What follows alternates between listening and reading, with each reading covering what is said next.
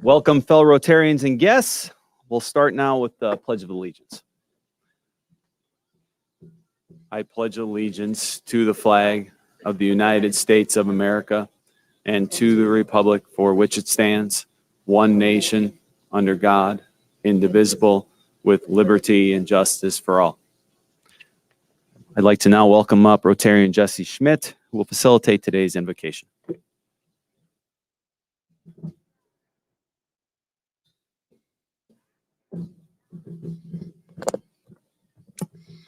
Please join me in prayer.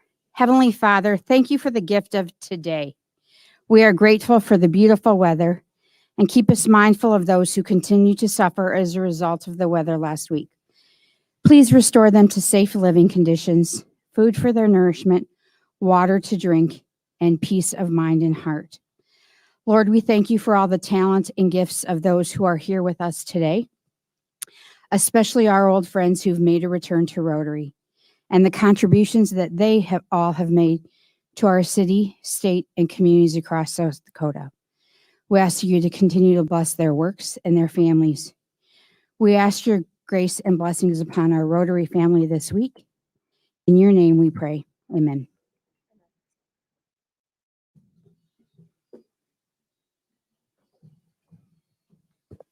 Thank you very much, Jesse.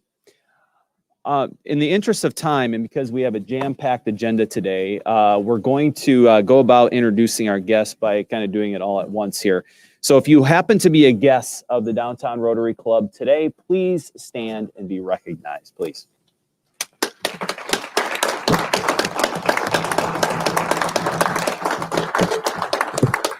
Thank you very much for joining us.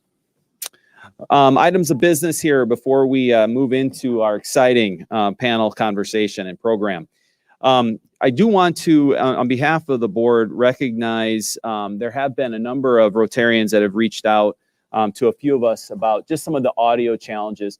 As we've had to pivot and make some adjustments to how we do programs over the course of this year, we have continued to try to work to do things in a way that best presents from an audio standpoint, all that is important to all of us, and making sure that we can hear and understand the important programming that we bring to all of you. Think 3D has been a great partner and is continuing to work with us to tweak some of these things. We are much improved from where we were a year ago, and we continue to make efforts to make it better for all of you in the future. So stay tuned to some investments that we will be making to ensure that the audio is up to the standards that we set for ourselves. The next thing, join us for virtual Rotary Trivia Night. So Thursday the 25th, this Thursday at 7 p.m., we are going to do a virtual trivia night. The engagement committee has put together this for us. We have a partnership with our wine bar, who is going to help us with some snacks and stuff if you happen to be participating. So please register in the back by Angie, or there is a link to the email that I sent out this morning. In addition to that, the Rotary Summit League Watch Party at the Blue Rock Bar and Grill will be Monday, March 8th from 11:30 to 4:30. Please register through the link in your email, or there is a sign up in the back, or Cindy Peterson would be happy to get you registered if you so reach out to her if you can. What's always fun about Rotary meetings, and we've been having a lot of them, is new member inductions. And I am thrilled to introduce two new inductees that are with us today. I'd like to first ask that Nicole Tutman please join me. And she is going to be introduced by Rotarian Angela Lammers, who is joining us virtually. There's Angela. So Angela, I will now turn it over to you to introduce Nicole. Awesome. Thank you very, very much. Hello, greetings, fellow Rotarians. I've been able to actually watch a couple of you eat today. Your meal looks really awesome. I'll have my lunch later, but super excited to see all of you, and most of all, excited to introduce you to an incredibly accomplished attorney here in Sioux Falls, Nicole Tutman. I met Nicole. The two of us were in the same class of leadership Sioux Falls, and Nicole at that time was still working in private practice. Nicole is incredibly involved in our community, has worked with a great number of business leaders, and I know many of you. Nicole is involved. She is the chairperson of the South Dakota State Bar's in-house council committee. She serves on the board of directors for IMBY, and she serves on the board of directors for the global organization Women in Cable Television. That organization works to advance women in technology. I'm going to let Nicole speak for herself today, but I've got just two things that I ask of you as Rotarians. One, please give Nicole a very warm Rotary welcome, as all of you did for me when I had the great fortune of becoming a member of Downtown Sioux Falls Rotary. The other item is I would just really encourage you to get to know Nicole. She's an incredible person. It would be my great goal to be in the room with her today and to introduce her to many of you. But please, I just ask that you extend your hand in friendship and give her a great solid welcome. Thank you, everyone. I welcome Nicole Tutman.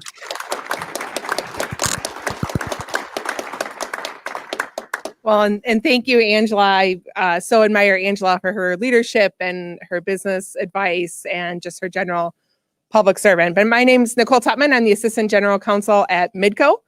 I'm an advocate, an advisor, I'm a confidant. I support our business leaders in meeting their strategic goals.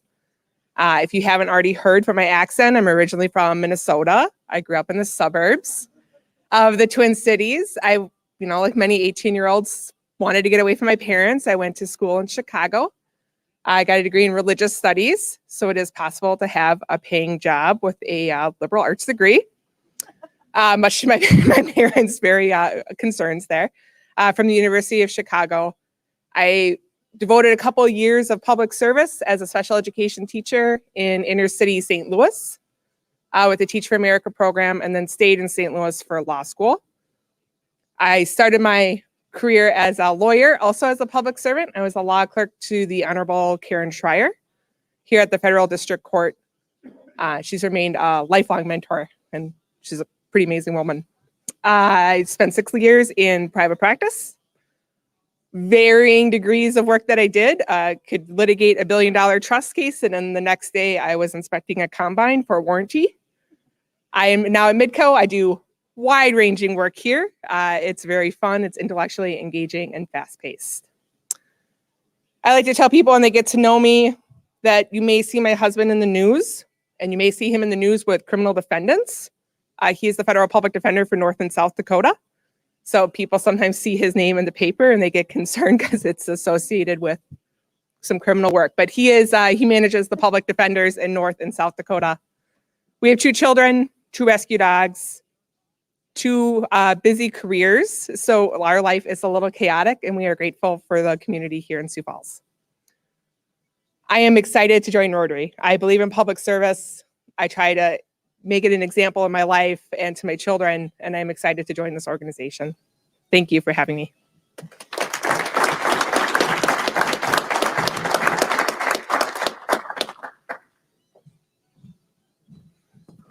Thank you, Nicole, and Angela Lammers. Thank you for bringing her to the Rotary Club. You will no doubt, Nicole, receive warm greetings from Rotarians for now and in the future, so thank you. I'd like to now welcome up Keith Severson, who will introduce Angie Hillstad.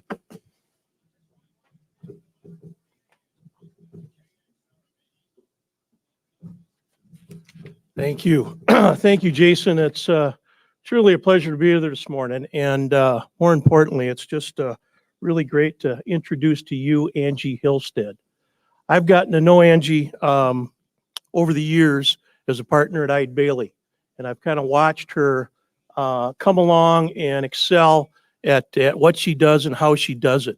And I was trying to think of what best kind of outlines my thought about Angie. And I remember back many years ago, it's a long time ago, I received this little momentum as a thank you. And we all have them. They're those little rocks, that have quotes on them and all of that. And I have that right on my desk, and it's still on my desk today. And the one that really makes me think about Angie is that we become successful by helping others become successful. And as I watched her excel at Eide Bailly and do what she does, she's a member of our audit team that has grown substantially throughout the firm. But more importantly, whenever you hear about Angie, it isn't necessarily what she did, but what her team has done. And I just found that to be exemplary of what kind of person she really is. She's a member of our national assurance team that has grown from just 1 or 2 people now to 12 to support a group of close to 3,000 employees over Eide Bailly as it has grown to 40 offices in 14 states. But locally, she supports many of the nonprofits, and she has seen or has been seen as someone that is reached out to for help. And again, helping those and helping people serve in public accounting and doing what they do really best. So she's active with United Way and just continues to find ways to help other people. And really, best of all, she's just really a nice person. So please help me welcome Angie Hillstead.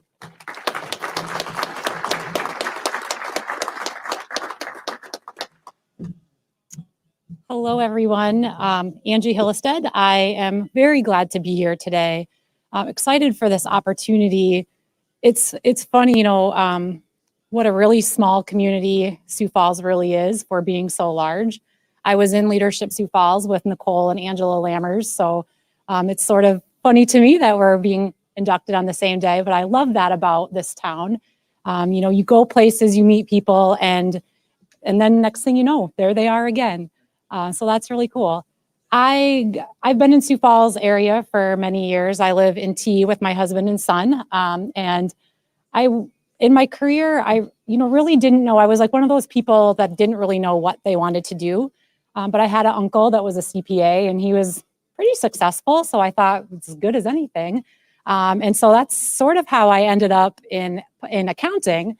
And then I ended up in public accounting, even though I didn't know what it was, because I had gotten a scholarship through the CPA Society. And Dennis Steen at Henry Skolton and Company at that time reached out to me and said, "Hey, how would you like to have an internship at Henry Skolton and Company?" And I thought, sure, why not? Not doing anything else in April or, up through April.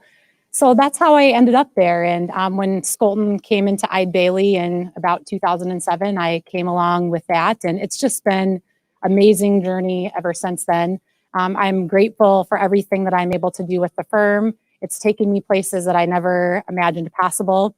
I think my first experience with hearing the term Rotary was some of the partners at Skolton and then Eide Bailly coming to Rotary meetings. And I'm certain that it is nothing like I thought it was in my head, So when Keith reached out to us about having somebody, come join Rotary, I spent a little time to look at the website, and I was really actually amazed at everything that this group has done, the possibilities, the forward-seeking vision. The objects are inspiring to me, and I think it aligns well with the way I try to live my life. So with that, I'm happy to be here, and I thank you all for accepting me.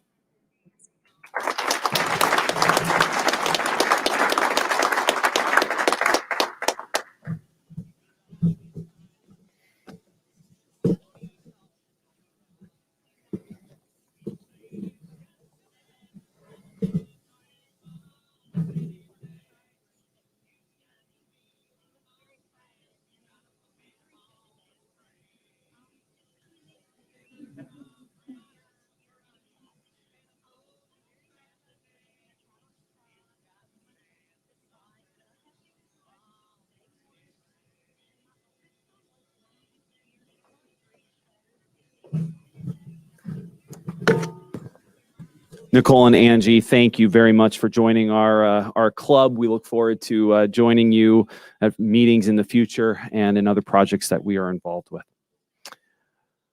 We'll now get into our exciting program today. Each year, 10 extraordinary people are inducted into the South Dakota Hall of Fame. Our own Downtown Rotary Club has members in the South Dakota Hall of Fame, as does our community of Sioux Falls. Well, those of you in the audience who are members of the South Dakota Hall of Fame or a board member, please either stand or wave and be recognized, please.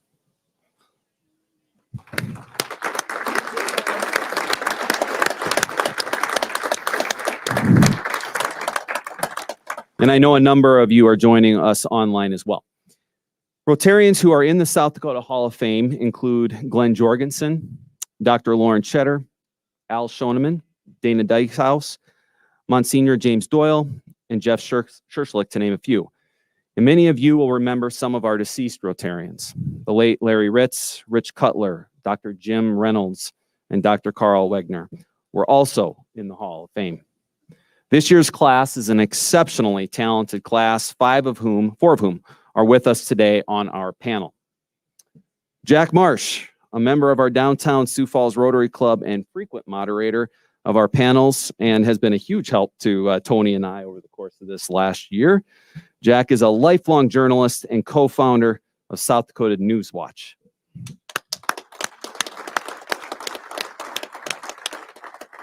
And virtually, we have former Senator Larry Pressler, who is joining us remotely, is a former member of Downtown Rotary, spent 22 years in Congress, including 18 in the U.S. Senate, where he chaired the Commerce, Science, and Transportation Committees. Please join us in welcoming Pressler.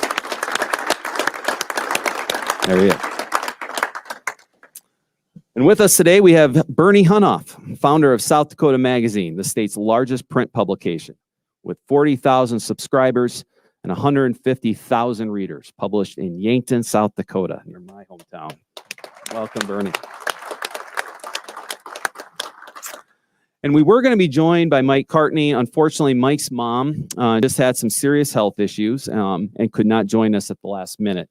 Let's wish her well and congratulate Mike on his acceptance into the South Dakota Hall of Fame. And also joining us remotely is David Gier, is the music director of the South Dakota Symphony Orchestra. David moved to South Dakota in 2004 from the East Coast, where he served with the New York Film Harmonic. Please join me in welcoming David.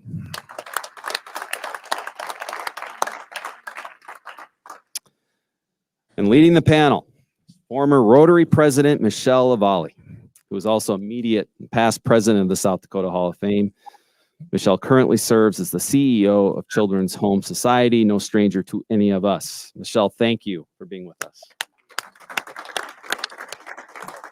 I will now turn it over to you. Thank you so much, Jason, and thanks to all of our panelists for being with us today. I first want to call out my special guests at the front table, all members of the South Dakota Hall of Fame and dear friends. Jim Wooster, class of 2001, Dr. Rod Perry, class of 2018, and of course, we have John Soderholm, class of 2012. So thank you guys for joining. It's so good to see you.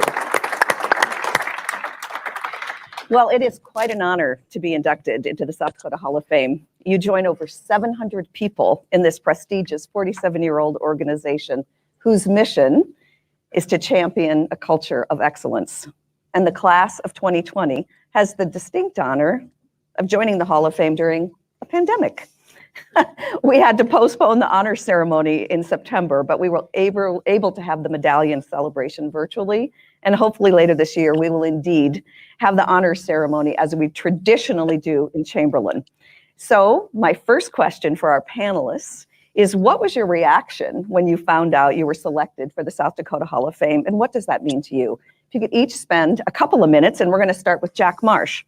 Jack, you often say you are a South Dakotan by choice rather than by birth. As a native New Yorker inducted into the South Dakota Hall of Fame, let's hear from you first. Well, I have to be perfectly honest about this because it was Michelle who called me to give me the news that I had been inducted into the Hall of Fame. So I'll tell you exactly how I reacted. First, reacted with surprise because I was unaware, I was uninvolved with my nomination. To this day, I have not seen what they said about me in a nomination package. So I guess I really don't know why I was accepted into the Hall of Fame, but it's the kind of surprise that is a welcome surprise. You have a feeling of joy and of appreciation to be included with this class, 9 exemplary individuals, all who were very accomplished in their careers, for all they have done for our state. So to be in their company is quite an honor. And also to think about all those who have been inducted into the Hall of Fame over the years. And I know many of them, you know many of them, and quite a few of them are here today in this room. So it's a mix of surprise and joy and appreciation. So Michelle accurately quoted me that I often say the Marshes are South Dakotans by choice, not by birth. My wife Betty is from New Jersey. I'm from New York. Both our daughters, our grown daughters, were born in New York. And in my newspaper career with the Gannett Company, I was transferred around a fair amount. And in 1992, I was transferred to Sioux Falls as the editor of the Argus Leader. As a family, we didn't know if we were going to be in Sioux Falls for a year, for 5 years, or for the rest of our lives. So we took the attitude that wherever we were going to be transferred, our new home, we were going to adopt our new home, put our roots down, and make the most of it. And boy, that has worked out just beautifully when it comes to South Dakota. We are in love with this state. A state not without its challenges, but we found so much here to be appreciated. We decided that we would seek out the good in this state, in its people, in its places, and our lives have been so enriched by being part of this incredible state. I know I've received a fair number of honors in my career. This is a special one because this is not about any accomplishment I had in any single accomplishment I had in journalism or in media or in my profession or in my career. I think it really is, it's affirming the values that I strive for, that I think my family strives for. We don't always get it right, but we certainly try. And that's what makes this so incredibly special for us, that this state, just as we have extended ourselves to this state has welcomed us, embraced us. And I think this really is an affirmation of what we believe are the true values of South Dakotans. Thank you, Jack. We're glad you're a South Dakotan. Senator Pressler, you're a Humboldt native who worked tirelessly for your home state for 22 years in Congress, providing aid for every one of our counties. What was your reaction when you were informed you were to be inducted into the South Dakota Hall of Fame, and what does that mean to you, Senator? Well, I was deeply honored, and by the way, I looked out over the Rotary Club today that they panned the audience once or twice, and I think I know almost everybody there over the years, and in particular, although there are a few new people I don't know, but thank you very much for having me as one of your guests today. In South Dakota, we have kind of an inferiority complex sometimes, and a thing like the Hall of Fame gives recognition. Our people accomplish just as much as any other state, and but we tend to think of ourselves as sometimes not on the same level or something like that. So it's good to have things like the Hall of Fame to give recognition to those people who do a lot of things for other people. And the whole point of life is to serve God and to serve our fellow people. As I looked over the crowd there at the Rotary today, I noticed that most people are drinking water out of bottles. And I was thinking back to when I first got elected to the U.S. House of Representatives. One of my colleagues was George McGovern in those days. And he told me that if you do a lot of projects for the counties and for the cities, you can vote almost any way you want, and you should get reelected. Well, I didn't always get reelected, but anyway, the point is on water, for example.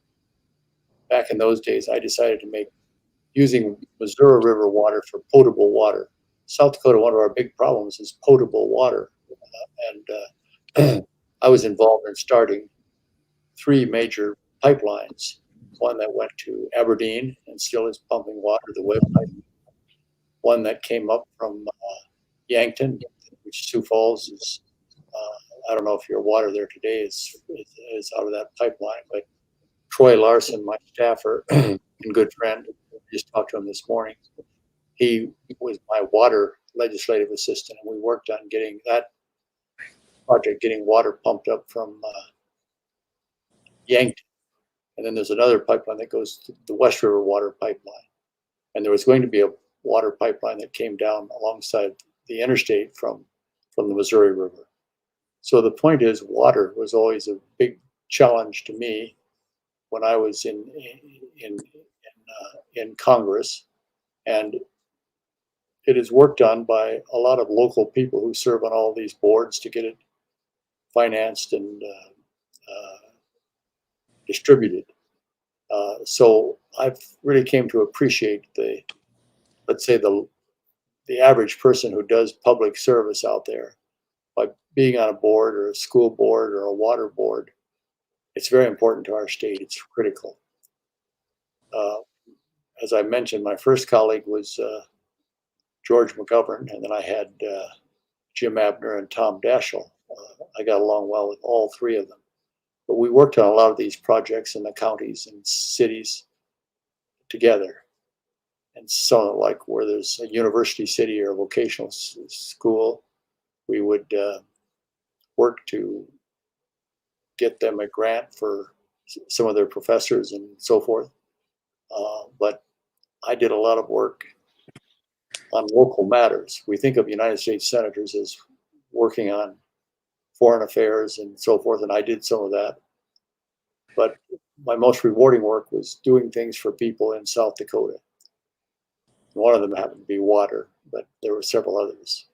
And just here this last summer, I went out to the Black Hills with Darrell Sawyer, who was one of my aides, and we visited all the projects and the trails that I had sponsored or got, or the funding for the road up to Mount Rushmore and things like that. So it was a point of great satisfaction to me to have had the opportunity to do things with others. And I thank you very much. Thanks so much, Senator Pressler. Bernie, I love your comment about the importance of understanding a sense of place. And South Dakota Magazine does just that.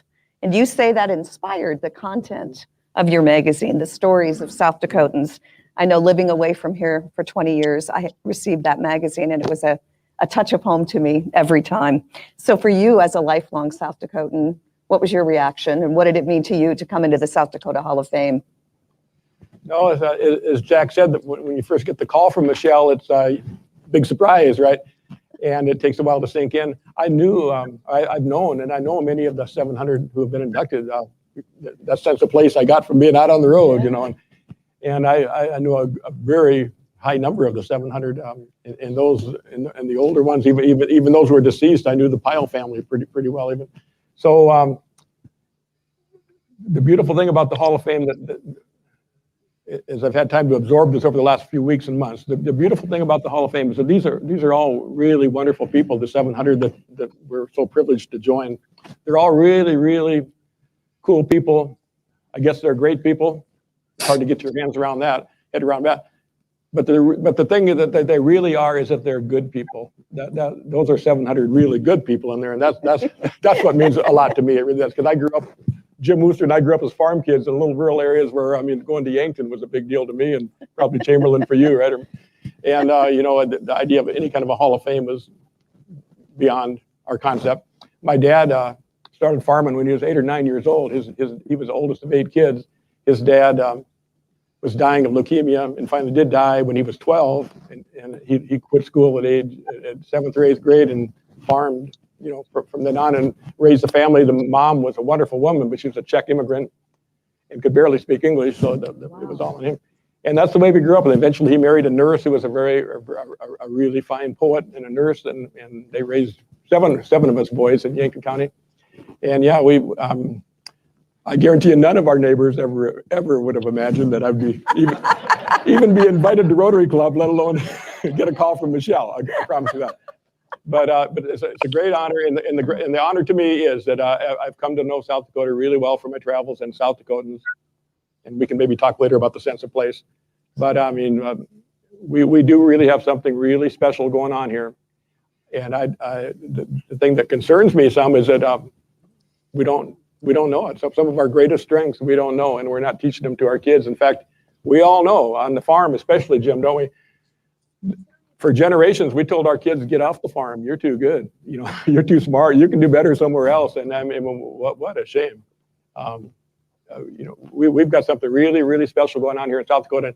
And we don't try to preach at South Dakota Magazine. It's not our goal. We just try to show the real South Dakota for what it is. And hopefully people begin to realize on their own that we really do have a special place here that's worth preserving and worth educating our kids on. So, thank Well you. said, Bernie. Thank you very much. Our fourth is David Gier, another inductee, originally from the East Coast, well, moved here from the East Coast, who chose to make South Dakota your permanent home with you and your family. What did it mean to you, David, to come into the hall?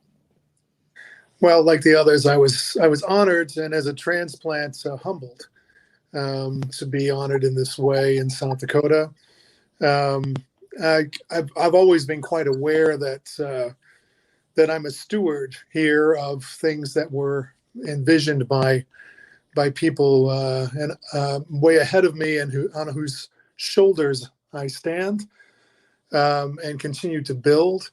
So the very first day I was in South Dakota, I spent 5 hours at a dinner in Mary Somerville's home. And these were past presidents of the South Dakota Symphony, such as Trudy Peckham and Charlotte Carver, Carl Wegner, and Art Husabo. And I caught their vision.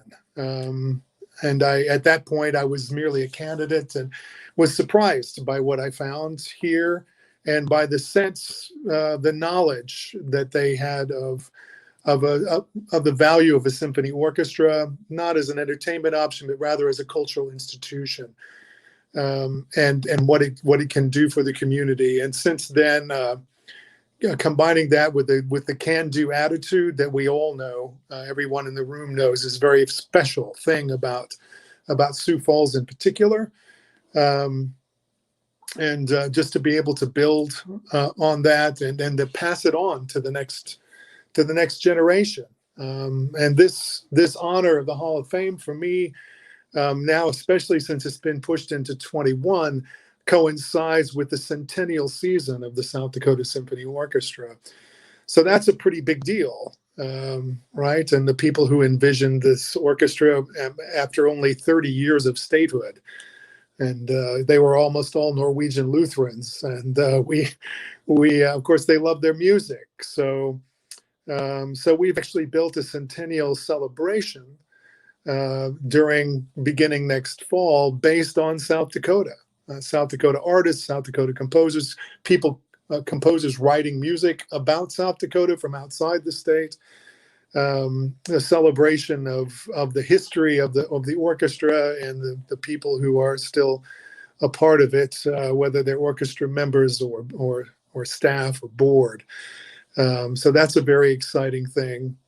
Also, to be able to build programming, which is significant and very much tied to South Dakota. This was a commitment that I brought to the orchestra when I came. So things like our Lakota Music Project, which has been nationally and internationally recognized, but has the impact is here in our state, sitting side by side and making music with Lakota and Dakota musicians, with the idea of addressing racial tension in this region, and to demonstrate what collaboration can look like, friendship across those racial lines, what that can look like, and the accomplishments to be achieved through those kinds of collaborations. Music is such a wonderful thing to share. It brings people together, like food does. Things like this, people not just enjoy, but they feel enriched by. And to be able to do something like this here, to have the trust and the faith the board of directors of the symphony and the larger community to be able to build significant innovative programs where we reach out into the community, not just to bring them classical music, but to actually build programming together. And now that Lakota Music Project has blossomed into a larger program called Bridging Cultures, and we're making music with the South Asian community and with the refugees from Sudan and Somalia, and this is a wonderful privilege, and I'm just really glad to be able to be in a place that supports things that are really important. Thank you so much, David. Many of folks don't know that the Hall of Fame does more than actually induct wonderful South Dakotans. We also have an education program designed specifically to tell stories to kids in the 4th grade. So we turn your stories into history curriculum that kids can study. It's digital and it's online. And it encouraged people to know that you can stay in South Dakota and do great things. I mean, like you, Bernie, we were kids and we thought, yeah, you got to go and do something else and you got to leave the state. We often reference a study in workforce development that a couple years ago, they did a study of high school kids and 68% thought they had to leave South Dakota. And boy, this is really something that we're trying to work on in the South Dakota Hall of Fame. The stories that inspire young people to really dream big. So my next question, and David, I'm going to have you go first just to reverse it, to keep things interesting, is what advice might you all have and inspiration? What could you provide to the youth in South Dakota who so often feel they must leave our state to find great opportunity? David, you first, please. 2 minutes. Sure. Yeah, I would say that the Hall of Fame is a good place to start. Like you say, you have this resource of materials and video and all of that, right there in Chamberlain and now online as well for kids to be able to see what's actually been achieved here. And to follow in those footsteps of those people who are doing groundbreaking things. I mean, South Dakota is a state of great possibility. And I often tell my colleagues around the country that when I come up with a crazy idea, I don't get this.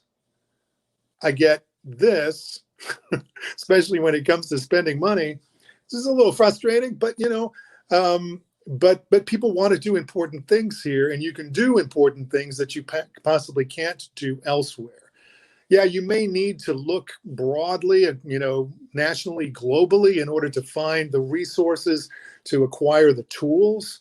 But in terms of building and implementing, South Dakota is an open book, and the people here are good-natured and have their hearts in the right place, so that great things can be accomplished. Great advice, David. How about you, Bernie? Yeah, I think David just nailing it. There was a professor at USD named John Milton. I don't know if any older USD grads remember John Milton. He was not the English poet. He was a Minnesota kid who came to USD and became a longtime, very popular English professor. And he wrote a book called South Dakota in 1976. And he wrote about, and it's just as timely today, if you could find a copy of his book. He writes about how we are such an open slate, like David said. He said, we are just in our infancy as civilizations go in South Dakota. And it is just like a blank slate. And we can make it whatever we want. Our generation, next generation, we can mold this however we want. That's not true. He says of older places, you can go to Paris and maybe be very successful and go to the Louvre once a year, but you're probably never going to change Paris, right? But you could be in South Dakota and really make a difference and change the future of a big part of the globe. And he writes beautifully about that, whether it's artists or writers or farmers or entrepreneurs, business people, you can really make a difference in a place like this where we're just trying to figure out who we are as a people yet. And that's where we are in South Dakota, and that's pretty exciting. That is exciting. Thanks, Bernie. Senator Pressler, do you have advice to inspire young South Dakotans? Well, one thing we have to do is we somehow get the wages higher here. A lot of South Dakota economic development planning by our state over the years, it's in both parties, is to attract cheap labor factories and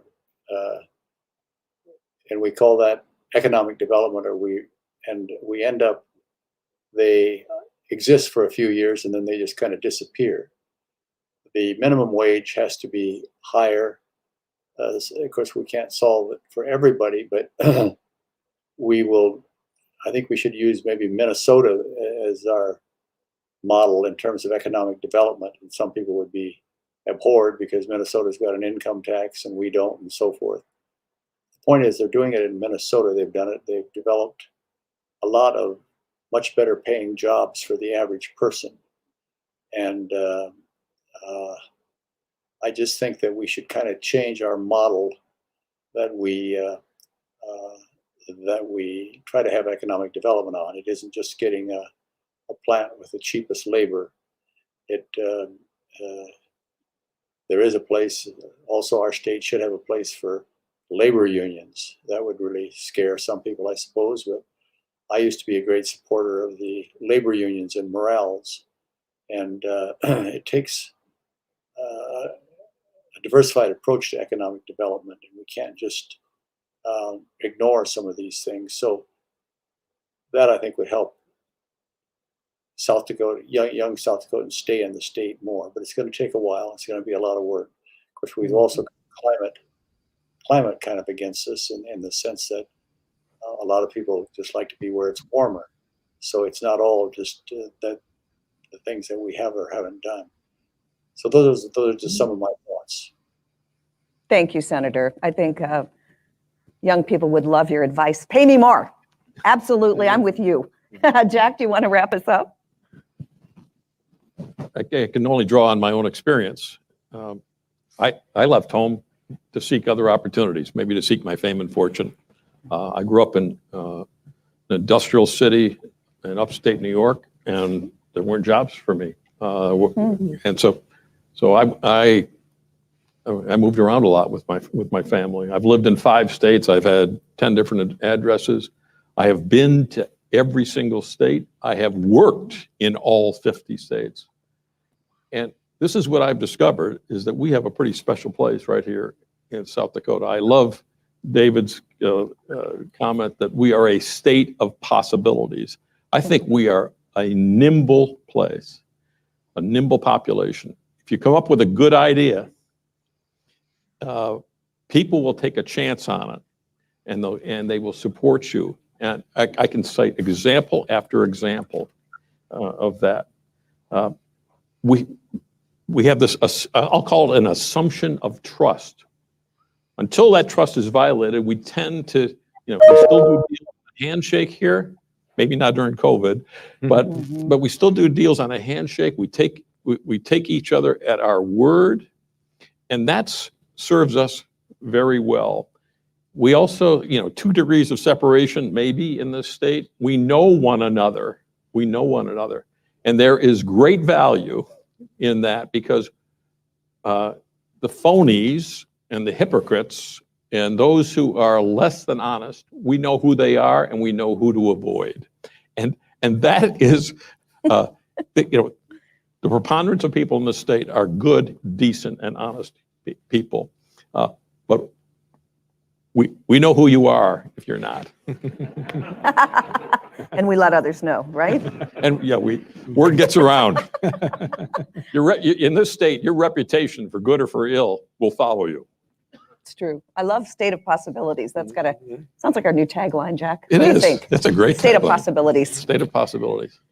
Folks, our last question is very much focused on what we do as Rotarians, and that's SU 52, our new mentoring initiatives. You can't get out of here without talking about what the most recently elected class of the South Dakota Hall of Fame. I'd like to talk about perhaps who has mentored you and what that meant to you in your success. And Jack, if you would start with 2 minutes, please.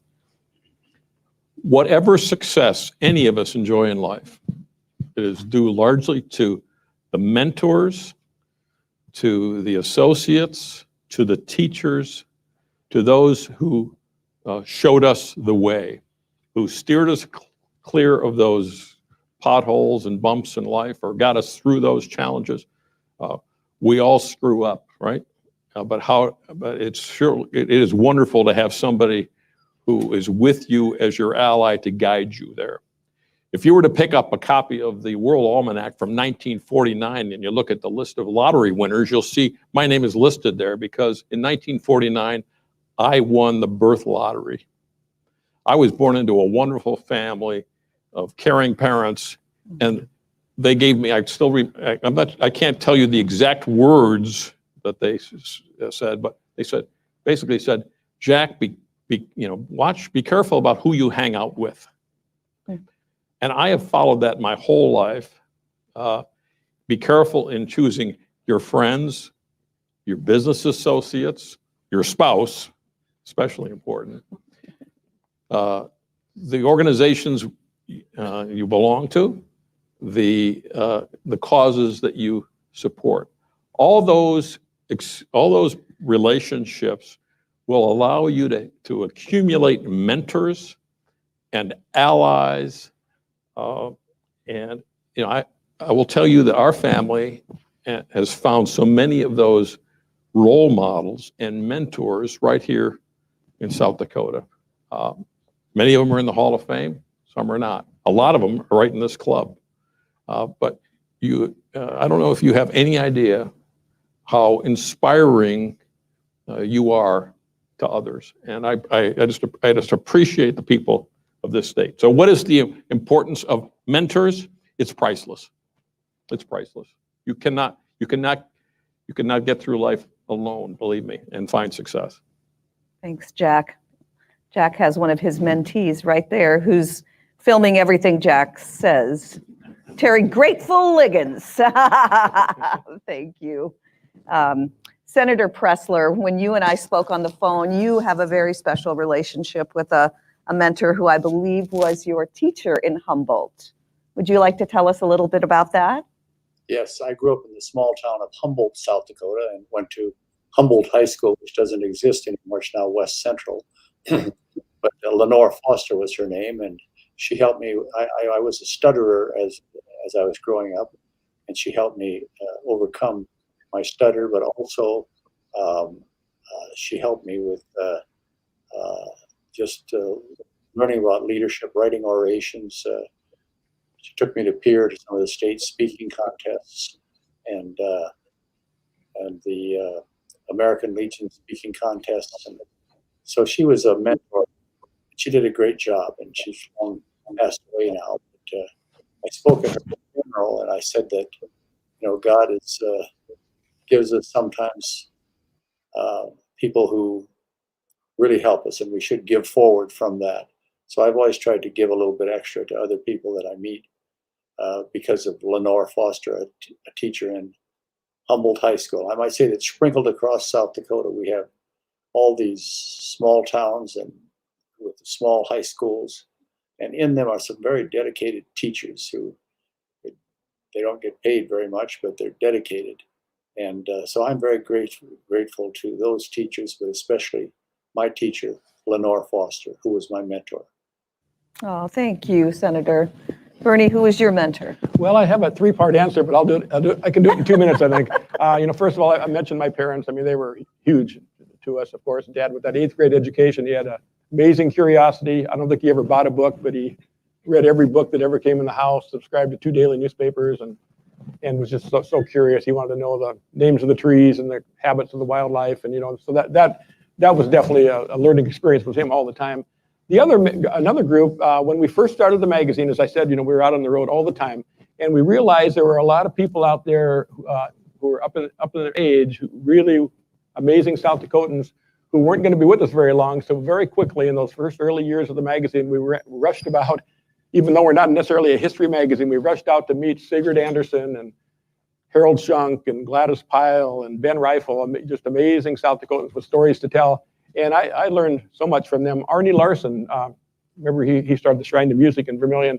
Arnie Larson told me, he said everybody wanted to know, well, why wouldn't this be in New York or LA? And it bothered him so much that you couldn't think you could have a really great museum right in Vermilion, South Dakota. And boy, that stuck with me. That you're damn right. We can have a great magazine here too. We thought, so I learned so much from those guys. I could go on about that. The other group, a lot of us in Yankton would say this, and they go unappreciated. And I just talked to Mark Konzemius about this the other day. It's the Benedictine Sisters of Yankton. At one time, a group of 500 religious women, a monastery, and they're so quiet, so humble, that a lot of people hardly know they're there. But I guarantee you, everybody in Yankton has been affected by their mentorship, beyond in healthcare and education and beyond that. And they practice beautifully the Benedictine way, the Benedictine code. Benedict was a monk from the 6th century, I believe. Was it Mark? Mark will correct me, 6th century, I think. So for 1600 years, this Benedictine code, which is not a Catholic code, it's other religions also embrace it, other people's. It is an amazing, beautiful thing that you take for granted because they do not tout their own horn. It's a lot like the Rotary Code of just goodness, community, public service, treating other people the way they ought to be treated. And it's kind of the South Dakota Code, I'd like to think too, but it's been really impactful to me and to a lot of us in Yankton. Oh, thank you, Bernie. That's great. David, did you have a mentor, and how did that help contribute to your success? So I just two-part answer. One is I'm fortunate in a way to have grown up in this classical music world because it's all about mentorship from a very young age. It's that one-on-one investment of a teacher into a promising student. And when you go to school as a classical musician, you choose the school not based on where it is or even the school's reputation. You base it on that mentor, on that teacher. I didn't care about going to the University of Michigan, but the best conducting program and teacher was there in Ann Arbor, so that's where I went. And he became that Swiss-German man, Gustav Meyer, was my mentor for decades after that, and meant a lot to me. And of course, I had wonderful mentors working for 15 years at the New York Philharmonic, including the man who hired me, was Kurt Masur,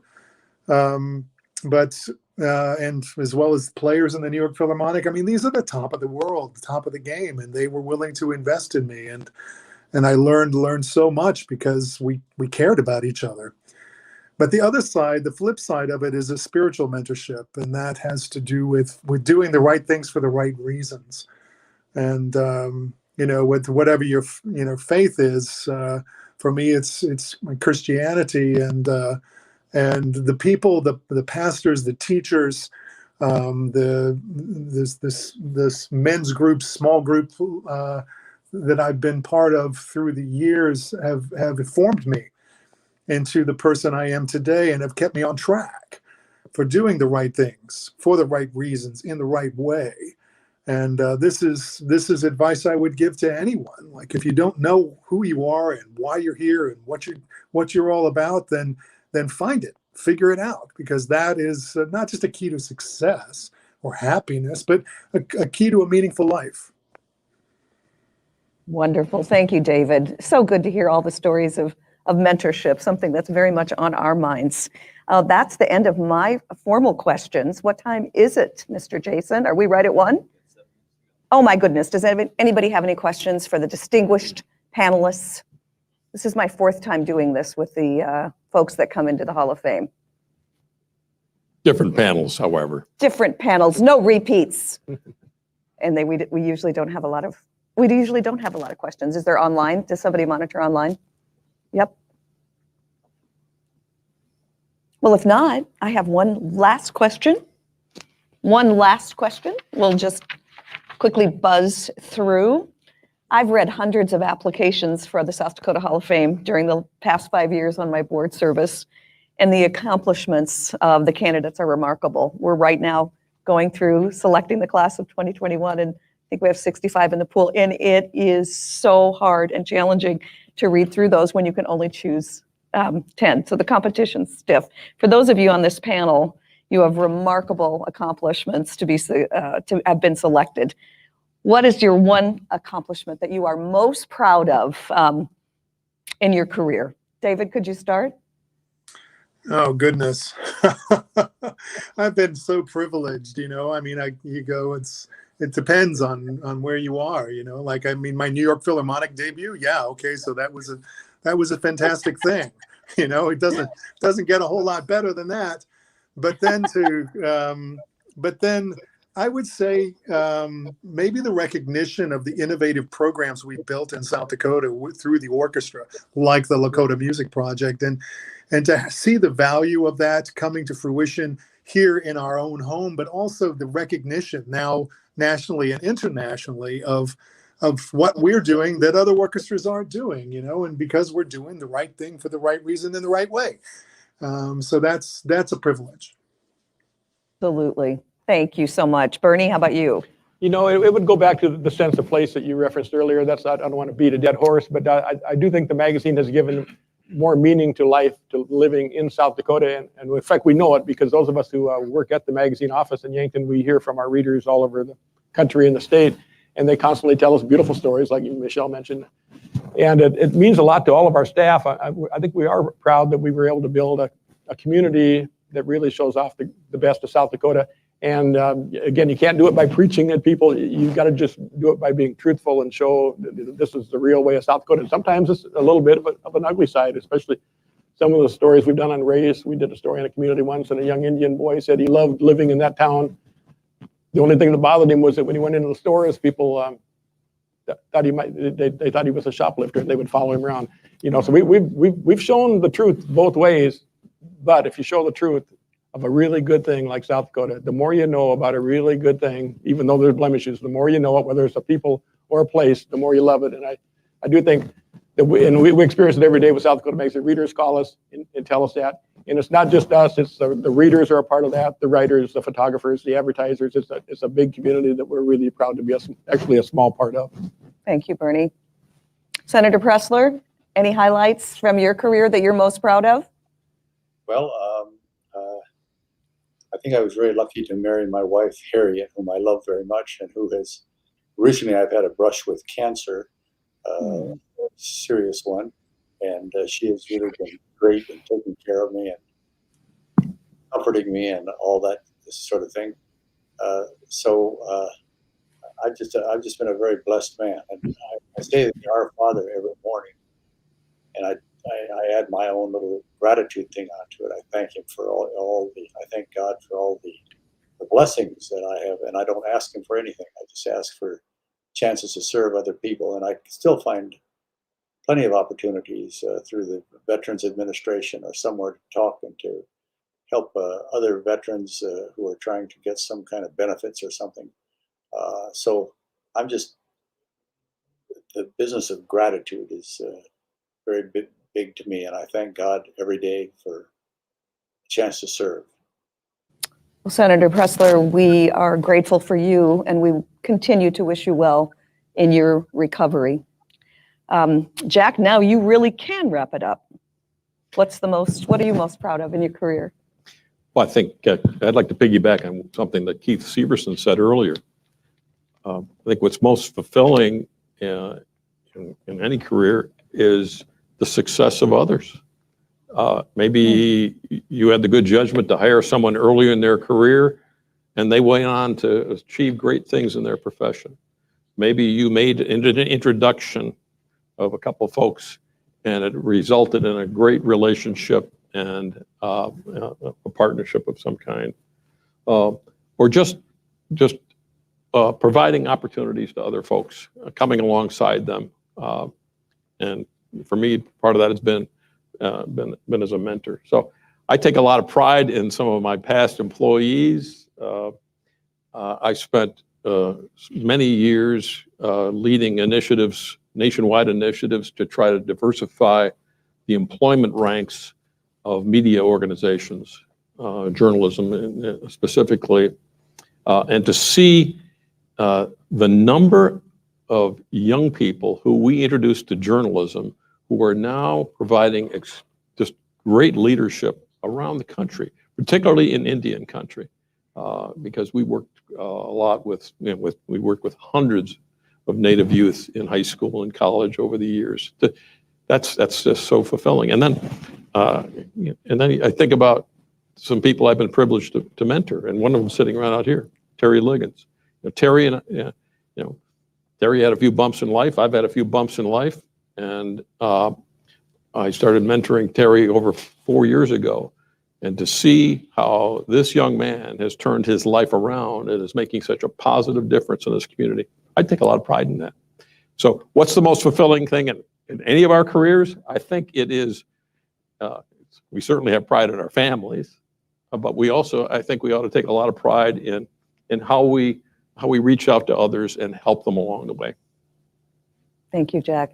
Lots to be proud of in all of your careers. And look around, folks, because many of you should be in the South Dakota Hall of Fame. So please consider doing that. Applications are due February 1, so you got a little time to wait. Usually we do this a little sooner in the year, but let's congratulate this class of 2020 for the Hall of Fame. Outstanding honors.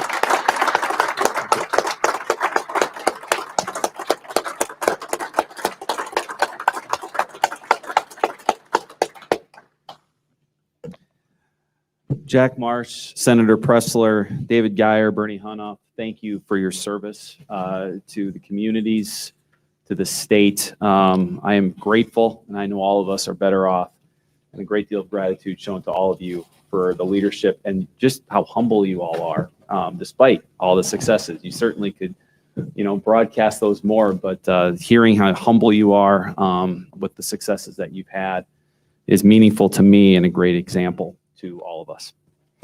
Fellow Rotarians and guests, thank you for joining us today, and please join us next week where we will be at the Washington Pavilion Belbus Theater. Forward Sioux Falls will be the program. Dave Rosenboom will be moderating and leading that important discussion. Thank you for joining us today. Thank you. And you're going to gather everybody?